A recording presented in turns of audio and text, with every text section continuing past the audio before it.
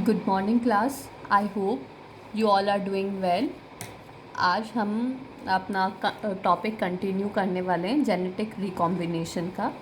उससे पहले मैं आपको बता देती हूँ ये क्लास किसके लिए है। बीएससी सेकेंड ईयर के स्टूडेंट्स के लिए है, ठीक है। Zoology for paper third and we are continuing with the session microbiology, ठीक है।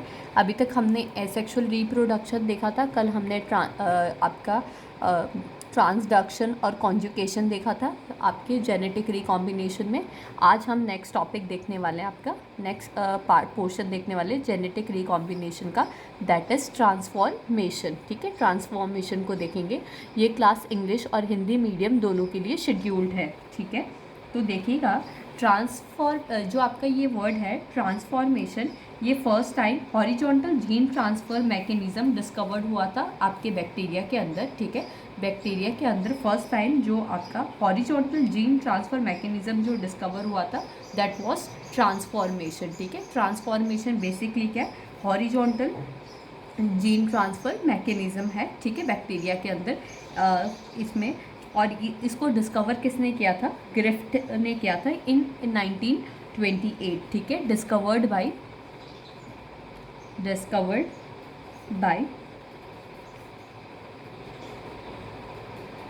फ्रेड ग्रिफ्ट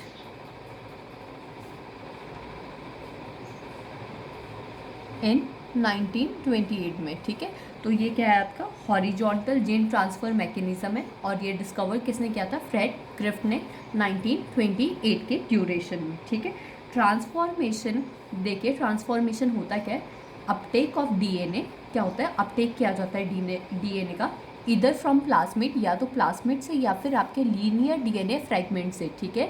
लीनियर डीएनए फ्रैगमेंट या फिर प्लाज्मिड से अपटेक किया जाता है डीएनए को, ठीक है, from the medium by a cell and then maintain it in a heritable form. और इसको मेंटेन किया जाता है किस में, हेरिटेबल फॉर्म में, ठीक है। तो देखिए होता क्या है, transformation is the Uptake of naked, हम ये भी बोल सकते हैं दूसरे शब्दों में कि uptake of naked DNA molecule or fragment from a medium by a cell and then incorporation of this molecule into the chromosome of the recipient, that is known as transformation, ठीक है। बेसिकली क्या किया जाता है, एक दूसरे fragment से लेके DNA fragment, naked DNA fragment लेके इनकॉर्पोरेट कर देते हैं हम मीडियम के अंदर, दूसरे सेल के अंदर। इसी को हम क्या बोलते हैं, ट्रांसफॉर्मेशन बोलते हैं, ठीक है।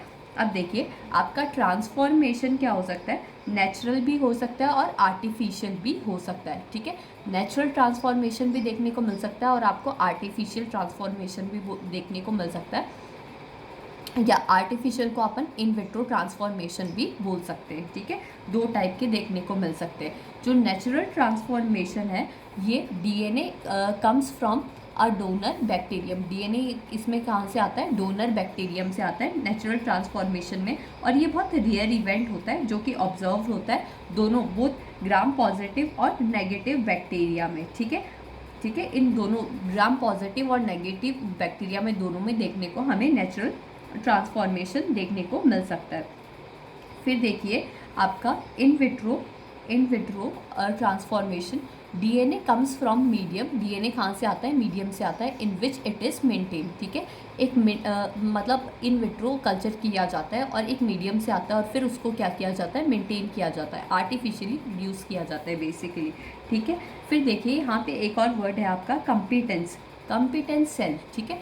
Cells that is able to take DNA and be transform. जो सेल्स क्या कर सकते हैं, जो फॉरेन डीएनए आ रहा है उसको लेने के एबल है और उसको ट्रांसफॉर्म करने के एबल होते हैं ना, उनको हम क्या बोलते हैं, कंपिटेंट सेल्स बोलते हैं, ठीक है। कंपिटेंट सेल्स आपके क्या होते हैं, वो सेल्स जो डीएनए का अपटेक करने के लिए रेडी होते हैं और उनको ट्रांसफॉर्म भी कर सकते हैं, उनको हम क्या बोलेंगे, कंपिटेंट सेल बोलते हैं, ठीक है। तो कंपिटेंट सेल कैसे हम इंट्रोड्यूस करते हैं, कंपिटेंट सेल में आपका डीएनए या प्लाज्मिड कैसे है ना, डीएनए का फ्रेगमेंट कैसे इंट्रोड्यूस करते हैं और ट्रांसफॉर्मेशन कैसे टेक प्लेस करता है, हम यहाँ पे ये पढ़ने वाले हैं, ठीक है। तो देखिएगा क्या किया जाता है, कंपिटेंट सेल को लिया जाता है, ठीक है, उसके साथ डीएनए और प्लाज्मिड लिया जाता है, जिसके पास क्या होता है, रेजिस्टेंट जीन होती है, ठीक है, और 30 मिनट्स के लिए आइस के अंदर रखा जाता है उसको, ठीक है। फिर हीट शॉक दिया जाता है इनको 42 डिग्री सेल्सियस से ले फ्रॉम मतलब जो टेम्परेचर है वो कितना मेंटेन करते हैं, 42 degree Celsius from 90 degree Celsius, ये मेंटेन करते हैं, ठीक है। और चिल्ड बैक्टीरिया मीडिएटेड ऐड करते हैं, चिल्ड बैक्टीरियल मीडिया ऐड कर देते हैं उसमें, ठीक है। और फिर इसको प्लेट कर देते हैं सॉलिड मीडिया में एंटीबायोटिक्स के साथ, कितने 18 से 24 नैनोमीटर के रेंज में, ठीक है। Only transform cell will grow, खाली क्या होता है, ट्रांसफॉर्म सेल क्या करेगी, ग्रो करेगी और कॉलोनी बनाएगी, ठीक है। बाकी के कुछ बाकी का जो भी है आपका वो ग्रोथ शो नहीं करेगा, ठीक है। तो यहाँ तक आपको समझ में आया होगा कि कंपिटेंट सेल का क्या रोल होता है। देखिए बेसिकली कंपिटेंट सेल वो सेल्स होते हैं जो कि क्या करते हैं, डीएनए फ्रेगमेंट्स को ले सकते हैं और ट्रांसफॉर्म करने की एबिलिटी रखते हैं, उनको हम क्या बोलते हैं, कंपिटेंट सेल्स बोलते हैं। कंपिटेंट सेल्स को हम डीएनए के साथ या प्लाज्मिड के साथ इंट्रोड्यूस करते हैं, ठीक है। ये इनके पास है जिनके पास रेजिस्टेंस जीन होनी चाहिए, ठीक है। और अब इनको कंपिटेंट सेल को प्लेस किया जाता है 30 मिनट्स के लिए आइस के अंदर, ठीक है। फिर हीट शॉक देते हैं और टेम्परेचर जो रेंज है 42 डिग्री से लेके 90 डिग्री सेल्सियस तक मेंटेन किया जाता है। फिर इनको चिल्ड बैक्टीरिया मीडिया में ऐड करते हैं, ठीक है, चिल्ड बैक्टीरियल मीडिया को ऐड करते हैं और फिर इसको प्लेट कर लेते हैं सॉलिड मीडिया में विथ एंटीबायोटिक्स के साथ इनकी प्लेटिंग करते हैं, ठीक है। ये 18 टू लेके 24 नैनोमीटर की रेंज में होता है, ठीक है। और only transform cells will grow, खाली ट्रांसफॉर्म सेल ग्रो करते हैं और कॉलोनी को गिव राइज करते हैं, ठीक है। तो आपको यहाँ तक समझ में आया होगा। फिर देखिए ट्रांसफॉर्मेशन एफिशिएंसी क्या होती है, नंबर ऑफ कॉलोनीज है ना on plate, number of colonies जो बन रही है प्लेट में over amount of DNA plated किया गया है, ठीक है, इनटू 1000, ठीक है। 1000 के रेंज में हम क्या निकाल सकते हैं, ट्रांसफॉर्मेशन की एफिशिएंसी निकाल सकते हैं, ठीक है। आई होप यहाँ तक आपको समझ में आया होगा। फिर देखिए हम एक बार प्रोसेस देखते हैं ऑफ ट्रांसफॉर्मेशन। ये बेसिकली आपको फ्लो चार्ट के फॉर्म में बताया गया है। अब देखिएगा मैं बोल रही हूँ प्रोसेस क्या होगा।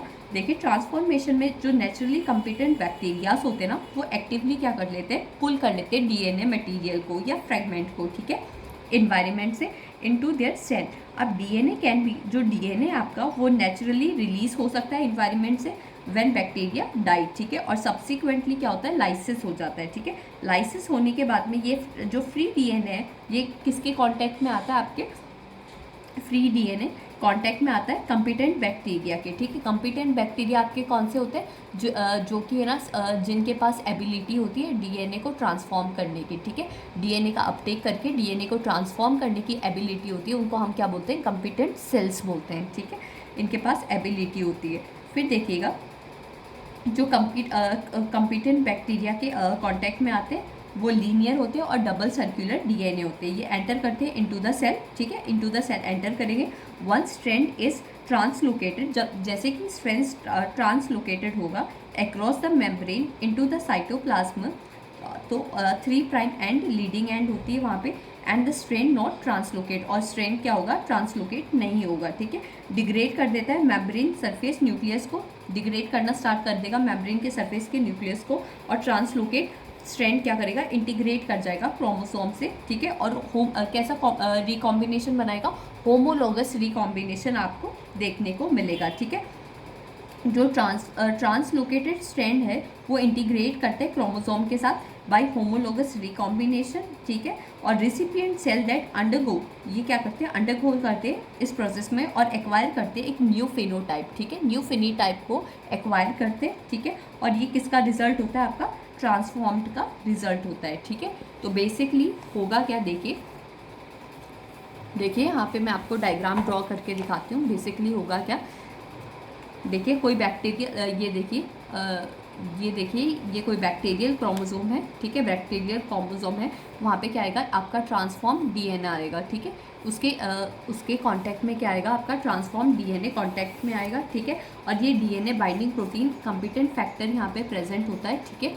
सेल के अंदर DNA binding competent factor present होता है, जिसकी वजह से क्या होता है, बाइंडिंग हो जाती है, ठीक है। यहाँ पे बाइंडिंग हो जाएगी, यहाँ पे एक फैक्टर प्रेजेंट होता है जिसको हम क्या बोलते हैं, डीएनए बाइंडिंग प्रोटीन या फिर कंपीटेंट फैक्टर, ठीक है, ये बोलते हैं, ये यहाँ पे प्रेजेंट होता है, ठीक है। फिर यहाँ पे क्या किया जाता है, ये बाइंडिंग शो करता है आपका डीएनए का उसके साथ। फिर यहाँ पे क्या होता है, डिग्रेडेशन होता है, ठीक है। डिग्रेडेशन टेक प्लेस करता है, एक स्ट्रैंड का डिग्रेडेशन होगा।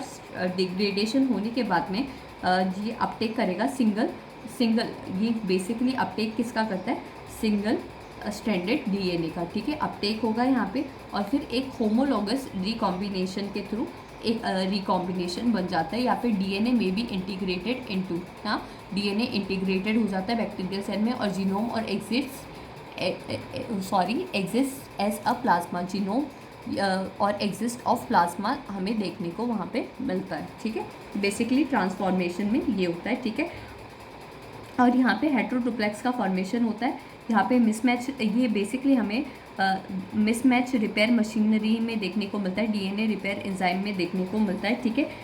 और देखिए मैपिंग ऑफ ट्रांसफॉर्मेशन भी हम देख लेते हैं। बेसिकली आपका जो transformation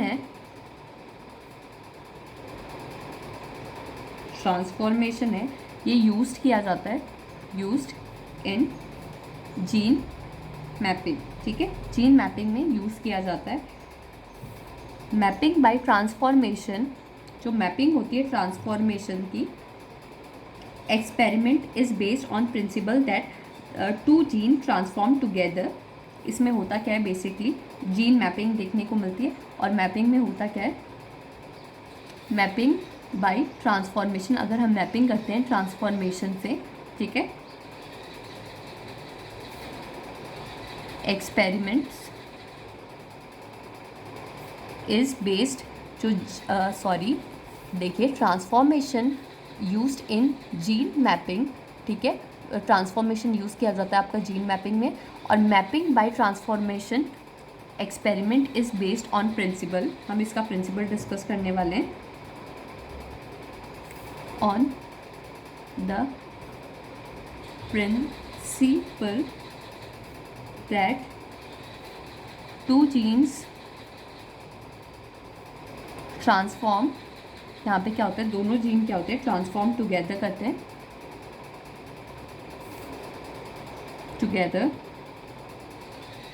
transform together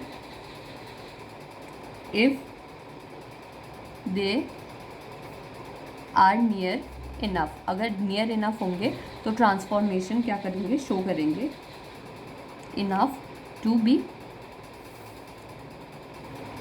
carried on the same DNA fragment,